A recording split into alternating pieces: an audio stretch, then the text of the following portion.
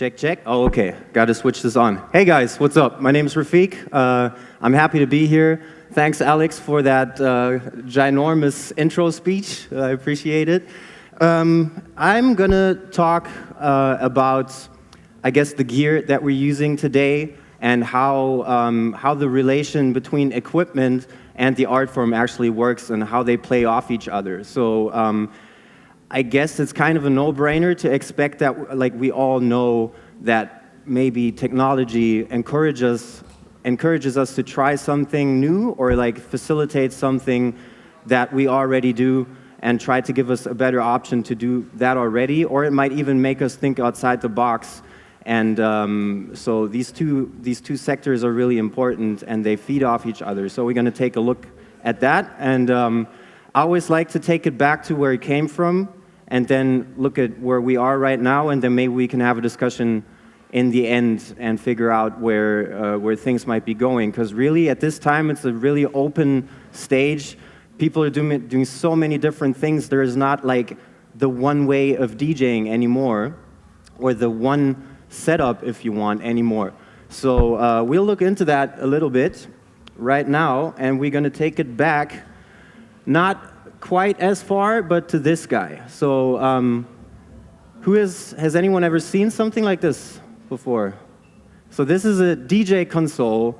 Those started showing up around like the 60s. So DJing is already a thing. I'm not going to take it like all the way back. So we started, DJing already exists in some ways. It's typically just playing one song after another, but you can see that this guy here is a technical like invention that was built to facilitate that process. We have guys that need two turntables and some kind of volume control or whatever. So we give them this thing, which is two turntables and some volume controls in one piece. Didn't really make it because, of course, there was different models of turntables around and stuff, and people would use different ones. So it makes more sense to have whatever turntable you want to use, and then the volume control still remains relevant. So now, at this time, I wasn't there, so I don't really know, but the way I imagine it is just like you have these ginormous faders and stuff, and everything is big and really hard to maneuver, because before, what people wanted is to have a bigger range to make volume adjustments and stuff like that. So in the early 70s, around that time, not really too sure what year exactly that was, you had DJ mixers coming into the picture. So mixers that are designed specifically for a DJ to use it. So this guy, if you look at it, this is Rosie, apparently the first DJ mixer ever, has 3 line faders. One of it is labeled tape, and then you got 1 and 2, which I just assume is for the decks. You have the switches on the top for mic on and off, which is something that a DJ might need. And then you have the cue left and right. So DJs can listen to a song without the audience listening to it. For us these days, that's a totally normal concept. But you can see here, the point is it's one little box that combines everything that is necessary for like a party DJ or whatever. Because at that time, you had like block parties and stuff. And then people are starting to use this kind of equipment in kind of more advanced ways, because now the technology is actually enabling you to do things more easy, which also means you get to do more crazy stuff in a way as an artist. So now little techniques start showing up, because before DJing was really just like you would have one song and then I would fade out.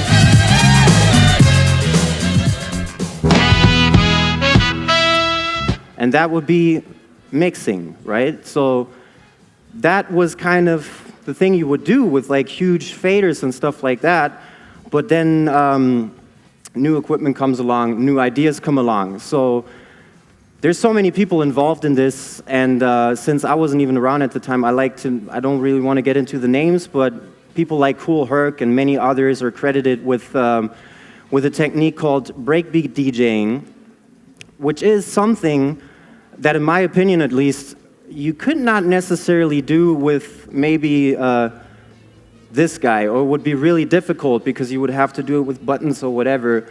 But now we have the first DJing turntablism-esque technique show up, which is called breakbeat DJing. You guys all know it, I guess, but I'll just demonstrate it anyways.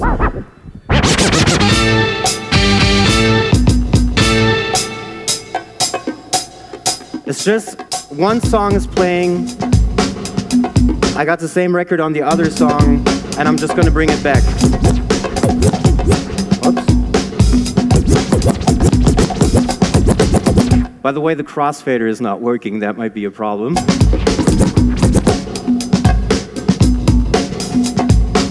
So I'm just making an infinite loop with 2 records.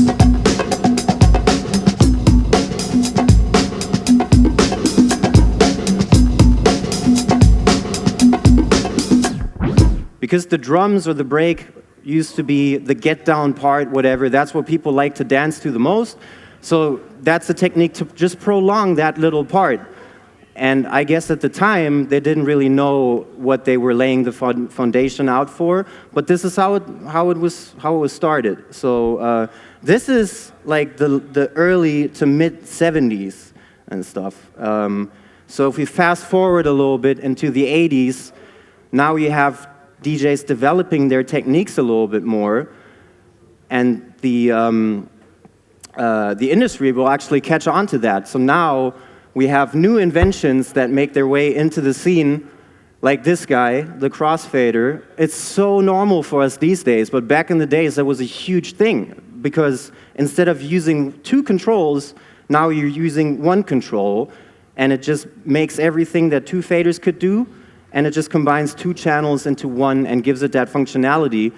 And that, of course, gives you like a shorter path, which makes it easier to reach faster speeds and stuff like that. So also, if you look at it, scratching, I just brushed over that, was invented in the 70s as well. Grand Wizard Theodore is credited for it. I wasn't there. I don't know who really came up with it, but let's just say it was him. So you have scratching, which is just moving the record back and forward.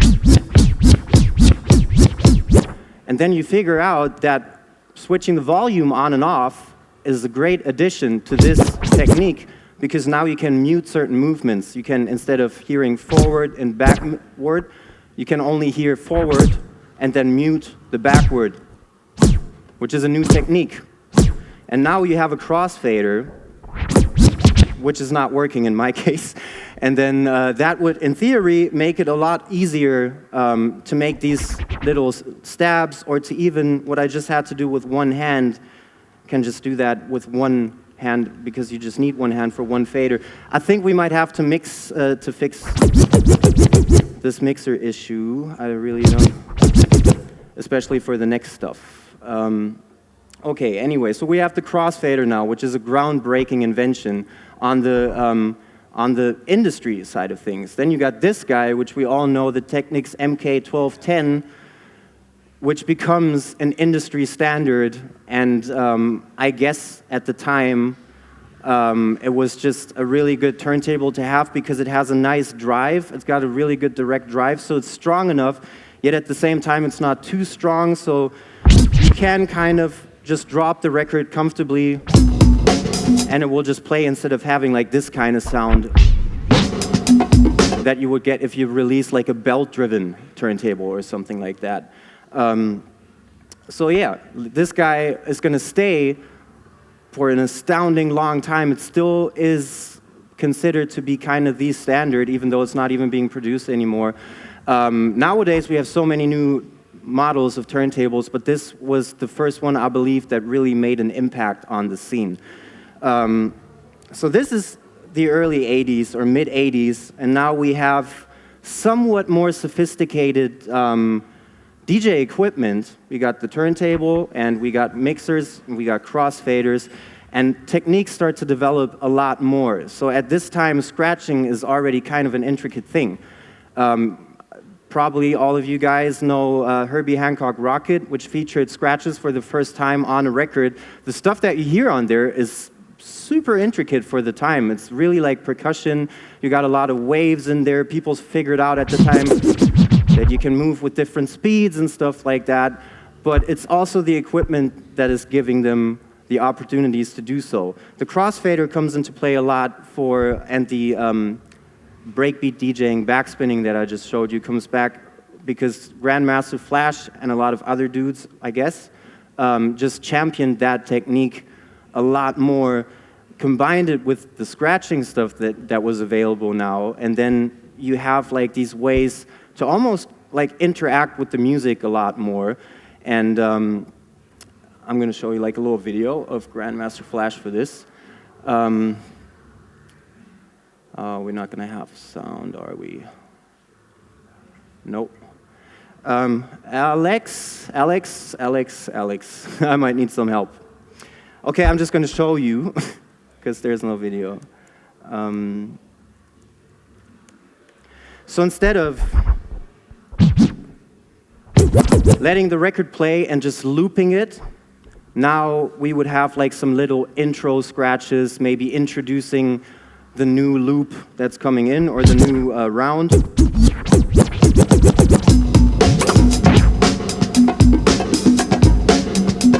So we would have stuff like this.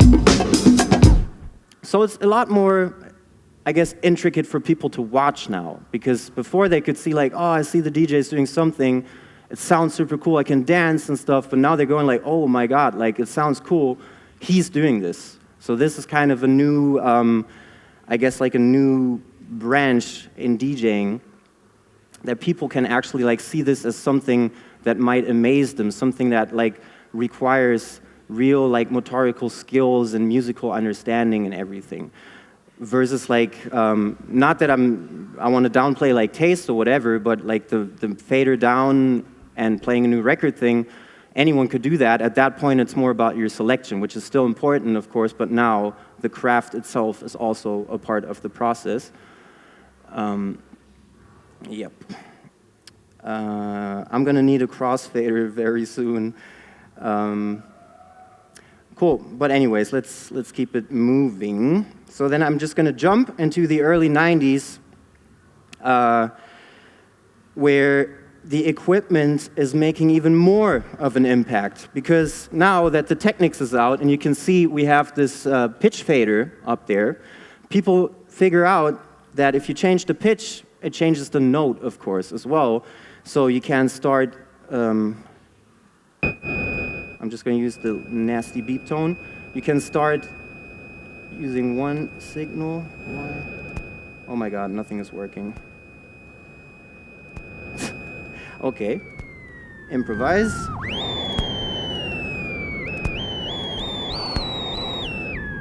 The idea is that the turntable can hit the perfect note. So actually, there's intervals. If you go from -7% to +8%. That will be, I guess, 2 semitones, if I'm not wrong.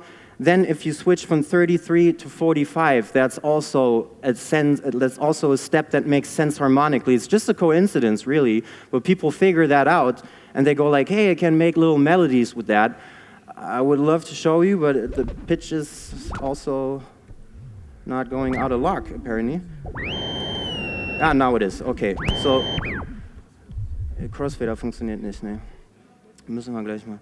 Okay, so you could, in '86, a guy called DJ Cheese came up with this and played Mary Had a Little Lamb on a turntable. Okay, but he did it on +8%.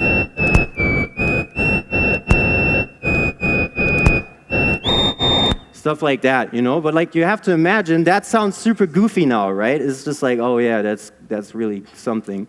But at the time, it was nuts. Like people, this is the first time, I believe, where it kind of became an instrument, because now you're creating a melody that people know from somewhere else and they can connect it to that. That's something really nice. So that was enabled by technology, because you needed the pitch fader for that, because you just saw me in action how bad it would sound if I tried to do that just by like using motorical skills. Then you got this guy coming in, a Gemini mixer around the early 90s. Not this particular model, but it looks just like that. And you can see here, this is even more optimized for the need of a DJ, specifically even a DJ that wants to enter a competition to measure his skills against other people, right? So you have one fader for the mic, you have two for the records, and one for your headphone. And then on the bottom, you have the crossfader and two cut switches, and that's actually the important bit here. On the other model, you have these switching between phono and line, which I guess you guys are familiar with at this point. And if you're not using a line signal and just a phono signal, you can use it as like a super fast cutting curve.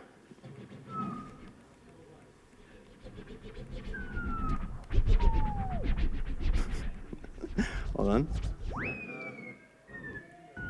So you can see the switch switches the signal on and off, but it's super fast, so people could do faster stabs, everything, because at that time the crossfader still has a curve. So it fades in and stuff. This guy, compared to the crossfader, just switches the signal on and off brutally, but that's also something that people can put to use creatively. So Cash Money gets this mixer, comes up with some crazy stuff, and shows up at the DMC, and it's just a game changer, you know, because he could do stuff that other people didn't think of because their equipment didn't like give them the opportunity at that time. So this is kind of a game changer, and it also introduces, in my opinion, which is just an opinion, a little bit of a new era, because now the industry is starting to catch on to everything and making things. Is it working again? Ah, nice. Aha, we got a working crossfader, thank you. Well, we always have these issues, it's always when I see you. Always when this guy's there, something is happening, but he also fixes it in the end. And thanks, man. Awesome, okay, crossfader, that's great. So, now the industry is catching on to these movements, and they go like, hey, these guys are making incredible things happen technically, and they need us to make gear for that. There is a market for this, all that stuff, and they start looking for little features that DJs, turntablists, whatever you call them at the time, that they would like, maybe, but more importantly, stuff that they really would need, because if you figure out new techniques, you will also hit like a ceiling at some point, and there will be this little thing that you wish your equipment did, and you're just gonna say, man, if I just had like a crazy curve, I could do faster stuff, whatever. So now, since the industry is catching on to that, there's a sort of interaction starting to happen, which ends up in something like this, which is the Technics DMC mixer, a mixer specifically designed for a DAM championship. So just for a competition, and it has all these features that we like, just a little bit more optimized. And this guy has a crossfader curve. It's not the first one, not the first mixer ever that has one, but it has an adjustable crossfader curve that you can set to really immediate. So now you don't need these switches anymore. You have the same capabilities in your crossfader that you're using most of the time anyway, so that's perfect. That's a big thing for scratching, in my opinion, because everything that came after that is kind of based on having this super nice, like, fast crossfader curve and stuff. Also, one thing that I find worth mentioning is that this guy had like a little accident happening. It only has low adjustments and treble adjustments, and the treble adjustments in this one actually just happened to sound like a filter when you turned the bass off. So you took all the bass, and then you started messing with the high-pass filter, and it started like the real filter buttons that we're using these days a little bit. Kind of a nasty sound, but really charismatic for the time. And people started to use that as well, you know, so it's just this happy accident that happened technically, or like on the industrial side of things, and then people took that and made it into something that makes sense, like fading down, scratching, and then adjusting like filter type things. People didn't hear that at the time before, so everyone is like, whoa, like this is amazing. Always a good effect to go for if you're in a competition. Always want to do stuff that people didn't see before, always want to do stuff that amazes people. Also, one thing that I forgot, which is fairly important, this happened, people started using turntables the vertical way. You can see that, in this example here, Flash is actually already using a very small mixer, but he has the turntables horizontal.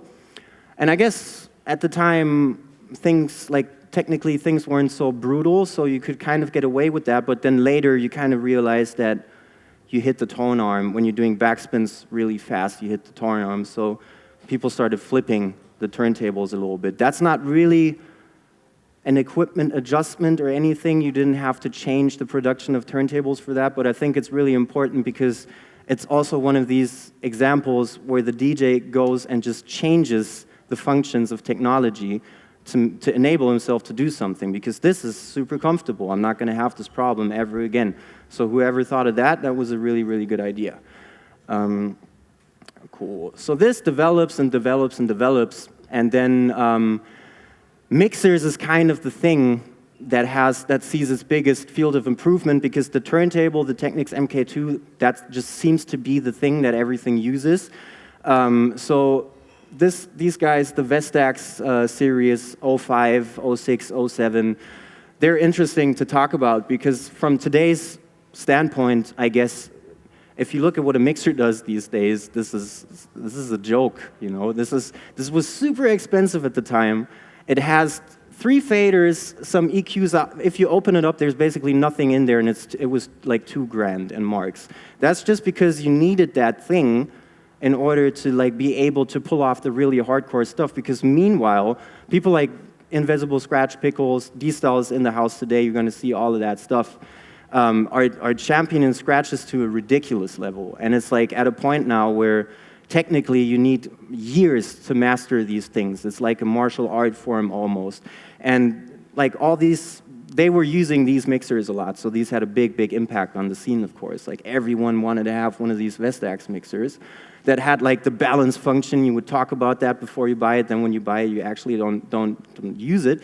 But it's still, the industry is trying to say like, hey, maybe you want to do like panning scratches or whatever. I think it was even Q-Bird's idea to just pan scratches and stuff like that. It didn't really catch on, but I just think it's cool that you have people there imagining what you might like, and then maybe you do, maybe you don't, or whatever. It was still a good idea.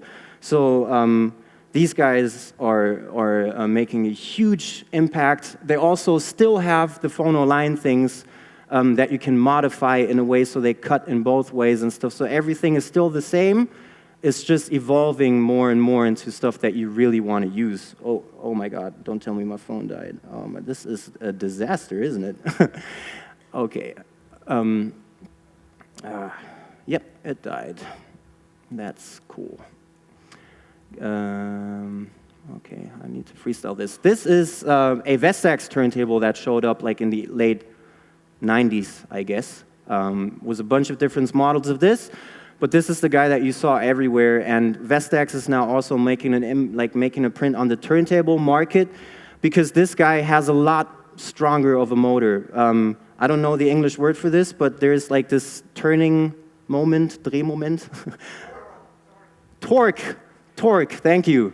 We got the torque, which is 1.5 kilograms on a Technics, and it's 1.7 on a Vestax. So now that things are getting so intricate technically from the DJ's perspective, this enables people to do some even more crazy stuff, because you don't even have to like drop the song. You can just let go of the record and it will just be there. So if you do like these stop motion patterns and whatever, it's really tight and really easy to make things perfectly musically. And that's why these came in. They didn't really make the huge impact that the Technics made, but it's still really relevant to mention that. I still use, like, for club DJing, I like to use like stuff like this, like the Stantons or the Technics MK2s. For scratching, things just sound, I just feel like I sound a little bit tighter on a Vestax. So at home, I still have one that I can use for recording scratches and stuff like that. I might still have one chance with that. Let me... Oh, no. I'm just trying to get my checklist back. Okay. So at this time, things are fairly technical based as far as what people do is actually concerned. So now we have kind of like an unlimited horizon. We think we can do everything, or we can do everything that we know at this point. So the main development happens on a technical level. So you will see people doing faster juggles, faster backspins, faster scratches, more technical stuff, more shuffled patterns or whatever. So the development is mainly like on the skill side, which is cool, you know, like that's how it should be. And if it's not necessary to change a working system for a long, long time, that's fine. So you see, I guess, like manufacturers making the same stuff and making it better and better and better, but I don't really like see the big technical like innovations between like the mid-90s and like maybe the breakthrough that happened like around 2005 or whatever, because now you have the DVS systems coming in.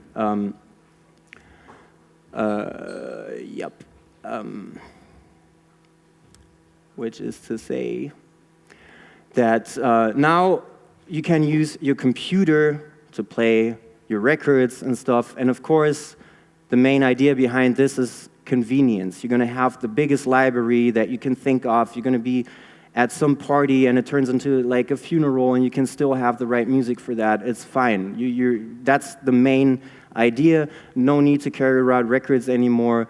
And also cool that you can do this, you know, you can play with your computer and you don't even need like turntables anymore. The key part for us here is that around 2005, this stuff in conjunction with the time code vinyl that just sends a beat tone to the software that tells the computer what to do with the music, this has actually become usable for a DJ. So before it was super laggy. Final Scratch was, I guess, the first one.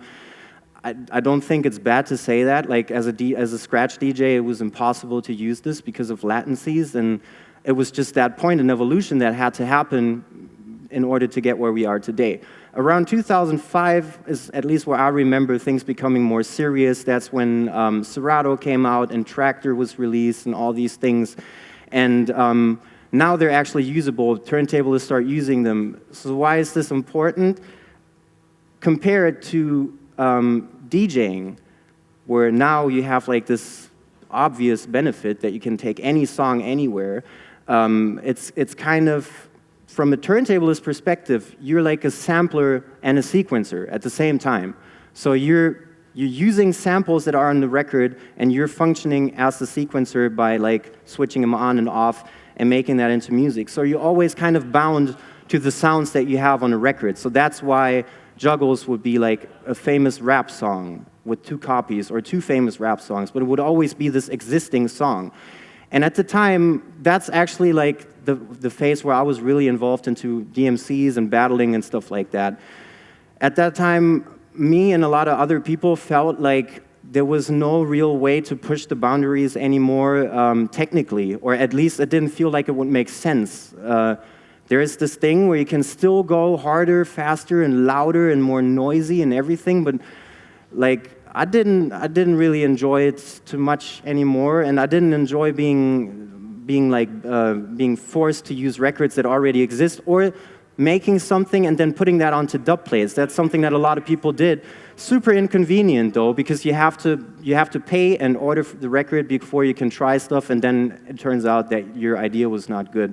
So this is a big game changer now, because now, as turntablists or battle DJs, we can start composing routines, whatever that may mean. That could mean that I'm taking a guitar sound and I'm putting it into a sequence that I can use to scratch and then make it sound like the solo of something else. If I want, I can also just make it play songs after one another, so I don't have to do it myself. So this is an interesting new dimension, because now we have these capabilities that we don't know how to handle. It's like this new thing. We don't really know what's real and what's not anymore, and this, like the word real, is kind of a thing in scratching or hip-hop culture or whatever, at least like how it's being conceived in Germany. It's really important to do things like after like a certain school or whatever. So this is totally against this. all the hip-hop dudes are saying, like, no, we gotta use vinyl. So you're a little bit of, like, the oddball if you come in with this sort of thing, but it gives you all these opportunities. So for me, it was kind of the thing I wanted to go for, because it opened up, like, everything that I didn't know what to do. At this point, it feels like, oh, shit, there's so many things, I don't even know what to try first. But that's amazing, you know, because that's really the feeling I think that drives you as an artist, or me at least, is always having something new to work with. Like, making the same thing over and over and over is only going to be fun for like X amount of years, the max, or maybe even just weeks, you know. So this gives you so many options because it has effects and all these things that you can use creatively, and it also gives you this opportunity to compose routines versus looking what you can like build out of something that already exists, like a rap song that you form into a juggle. And this whole discussion, what is real, what is not, it has already been like an issue before. For example, in the 90s, battle records were invented. If you don't know what that is, it's basically a dub plate for turntablists, because before, I imagine if you had, like, I don't know, the scratching sound in the beginning, like this laser sound from Shannon, Let the Music Play, that's really nice for scratching. You have that, then you need to change the record just so you could get like another scratch sound. So of course it makes a lot of sense to make a record that's got a bunch of them sounds like after one another. But then, let's say you're at a competition and that's what you do. I show up with this record and I'm just like, yeah, I'm saving hella time and you're changing hella records. And I win, you're gonna be upset, of course. You know, it's gonna be like, fuck, this is easy and stuff, you know? But like, these things happen all the time, in my opinion. And then if it's really so trashy, it disappears. If there's something to it, people just usually catch on to it, or they just don't use it. It's just that simple. So this is one of these things. It was a huge discussion back then. Like, I remember like people getting flack for using DVS software, and now it's like the most normal thing. And I love that. And I still love. I love, like, I went to Japan recently, and there's a dude playing like a Golden Age hip hop set, all vinyl, and he just did it so well that I'm just thinking like, man, this is nice. Like, I like that you're using vinyl and stuff, because it tells me some kind of story. It paints a picture of the guy. It's great, you know. But like, it's also great that this stuff has found a way to be accepted in the world of turntablism, because it opens up the next big movement, which is controllers. So this is not a controller, it's an MPC 1000, but it's the first controller that I used personally. And I assume at that time, a lot of people using at least Traktor, which had these like mapping capabilities already, would opt for a controller, because if you're a turntablist, you need to do stuff that you use your hands for. You want to actually be involved making stuff. You don't want to be like this guy, looking like you check your emails all the time. Like, you need something to play. So this was cool for me to use because I had it at home, and it could send MIDI. And then it had 16 pads, and then we had the cue points, and before you could play them on your keyboard, it's just not very nice, and it also looks terrible. So now you had a way to control these cue points with an external controller. So since it's going to look like you're making beats, might as well use the machine that you're making beats with. So that's what I used at that time. Then later, a lot of like the trigger finger came out and these things. So people start using that. So it's quite common that you would see some little box next to a DJ setup, which is kind of a new thing. And that evolves. And this guy comes out, which is called the Fader Fox. That was a game changer for me. It's just MIDI. There's a few different versions of it, but this guy was cool because Traktor had all these effects that I wanted to use, but I didn't know how to use them. And this way, I could just like press a button and then it would be on. So it was a lot more easy. I could use a button to change the values and stuff like that. So now I would have like the MPC here and a Fader Fox like here. And then this is like the blueprint, I guess, for what Native Instruments did after with the Control X1. There's a lot of controllers that are very similar to this, and I am not going to say like who's the first or whatever. I don't even think it's important. It's just this is something that we see a lot now, and its only purpose is to control your digital software that you're using for DJing to control these extra features. So the top buttons are for effects.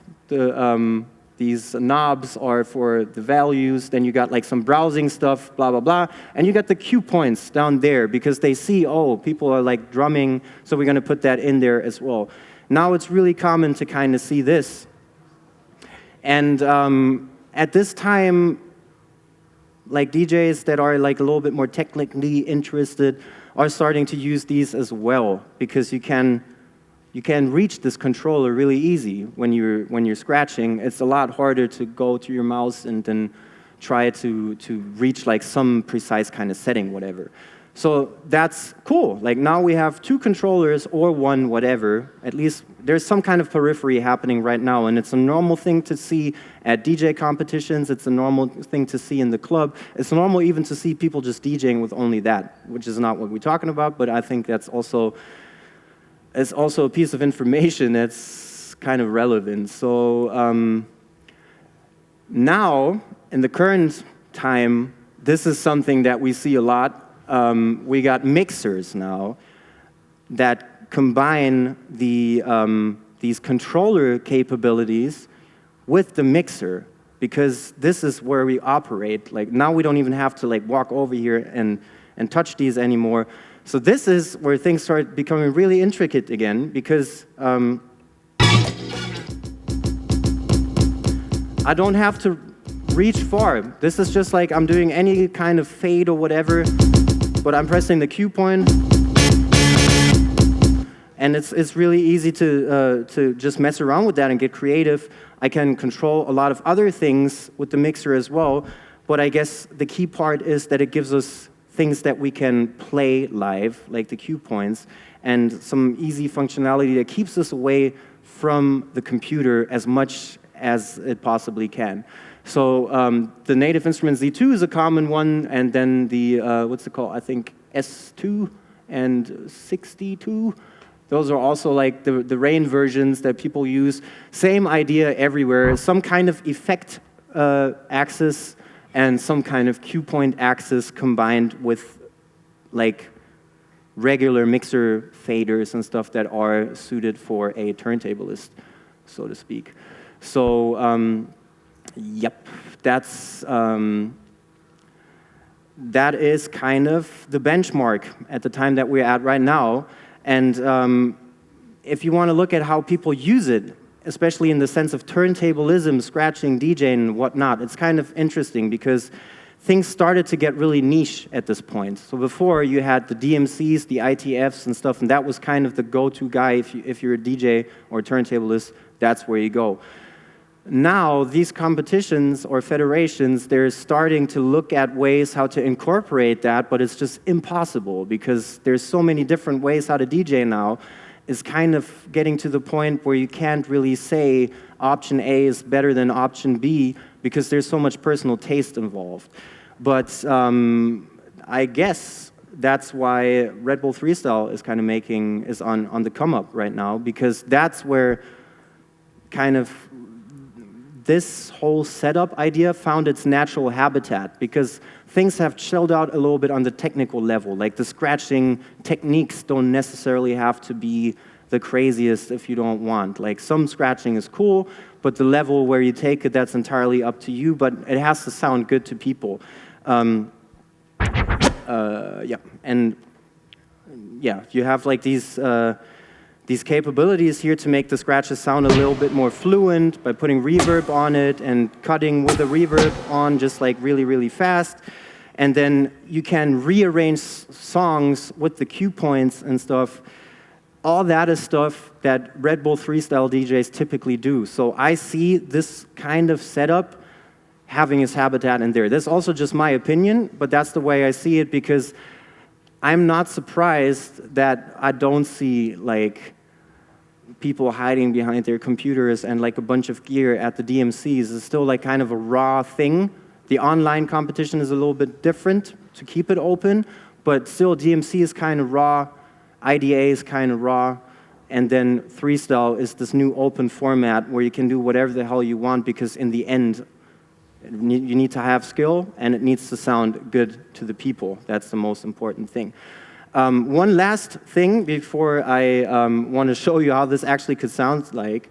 This is just a little sideshow to see how things are evolving on the technical side, and not everyone might actually like know about it. But these are two things that are really genius, and they didn't make like a breakthrough on the market or whatever, because they're super niche. They're too niche.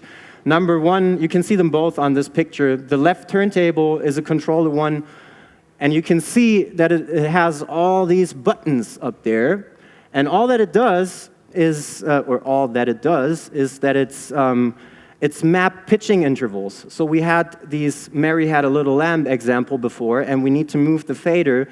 They said, hey, it would be more convenient if you could have a button that you press and you can just reach that interval. So go like by semitones, I believe, or maybe in a scale even. I don't really know how they do it because I never managed. They're like impossible to buy. But that is a great invention for people who want to get really musical with their scratching and stuff. It was too expensive, and no one would know how to use it, really. So, yeah, it's impossible to buy one. If you know someone who wants to sell one, you let me know. But it's just a genius invention. And then the little mixer that the guy's using next to it, you can see that the fader just looks really, really odd. And that's because it's called a fretless fader, and the idea is that it's simulating a fret of a guitar.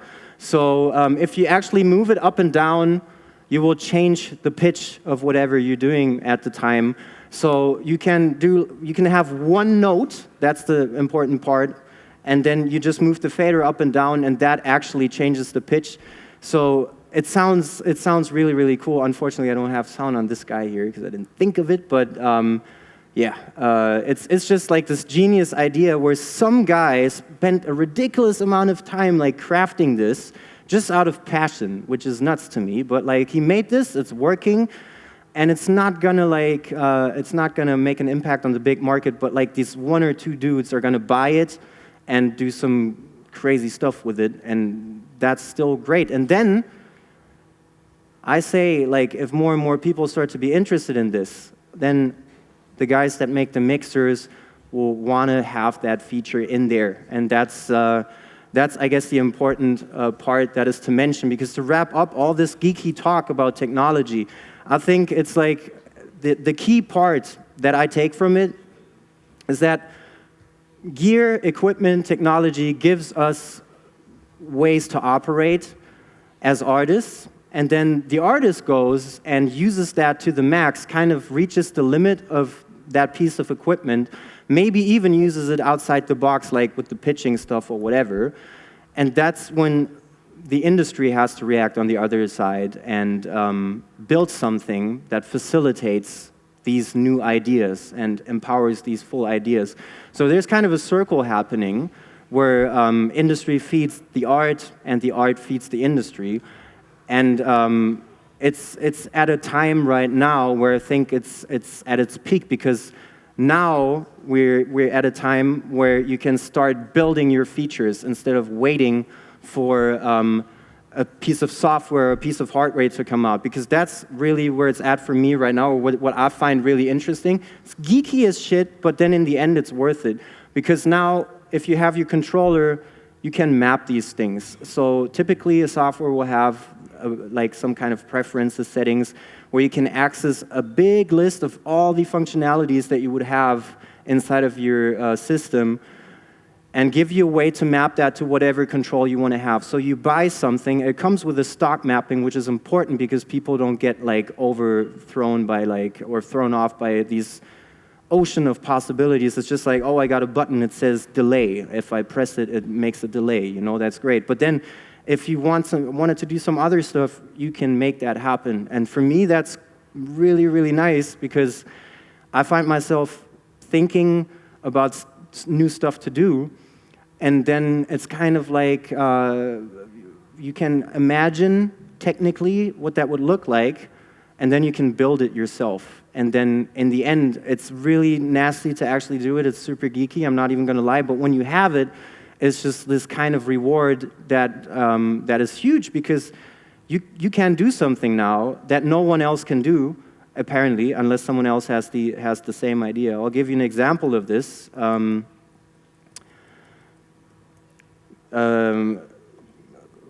For example, there is a technique that's called tone playing, which is based off these pitching stuff that I showed you. You would have a bunch of cue points mapped out to different notes that are available maybe in an existing song, or you make an edit before that has these notes available. So then you can play the melody with your cue points, but you need to have multiple cue points. So it was just an idea to have that in a way where you can play it like a keyboard. A guy from Poland, 69 Beats, got the same idea. He's actually using a keyboard to do that. And the key part here is just, it's three commands, three of these commands bundled into one. It's not really important what they are, but the result is just, before you have a cue point, and you can play that, and it's just always going to be the same note. But since I mapped it to pitch and cue and pitch on and all these things, it's not working anymore. Great, okay. Oh my God, this is nuts. Okay, wow, this is a problem. I don't know, I'm sorry guys, there's some technical issues all the way, but what would have happened is that you can play a melody now with one cue point, and your mapping is making all the adjustments that are necessary for you to play any melody. So now I have mapped it out on 16 pads, so it will give me 16 pitches, so I can play a song with 16 notes. So that's kind of a cool thing. And then you just end up running into problems, and then you can also fix them, which is great, and just a new dimension, because now you don't really know what the next guy is going to come up with, because he might just build something in order to enable himself to do that. And right now, this whole pitching thing is making kind of an impact on the scene, and it's a bit of a bummer that I can't show you, but yeah. And then on the other side, manufacturers are catching on to that, starting to put out mappings for their user base to use those and make the whole thing accessible to a broadband, which is good for everyone, because then everyone has something new to work on. So I'm a little bit worried, to be honest, how this is going to go, but like, this is the point where I'm just going to shut up and show you what that looks like at this day and age. Or at least like like from my part of things, and I just hope that things are going to work.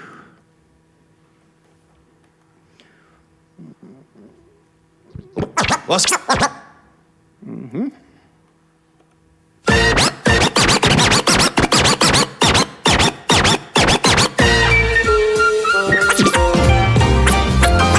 Was geht ab, das AZ, der Boss? Seid ihr bereit für die Nummer 1? Yo, DJ Rafik, zeig den Leuten, wer das Biest ist, und zerfleischt deine Gegner. Gebt euch böse, DJ Rafik, let's go!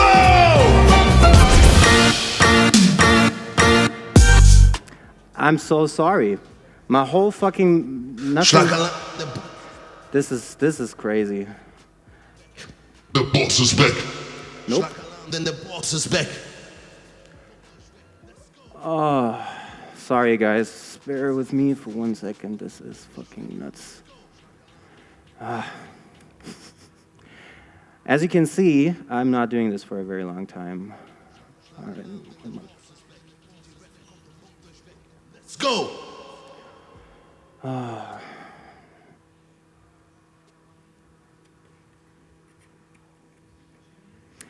Nee, da kommt kein Signal rein. Ja, aber ich kriege hier auch kein Signal rein von dem Ding.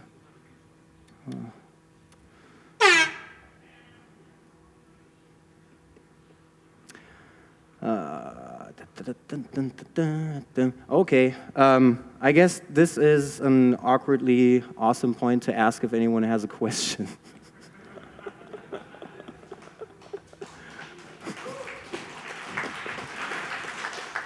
Thank you.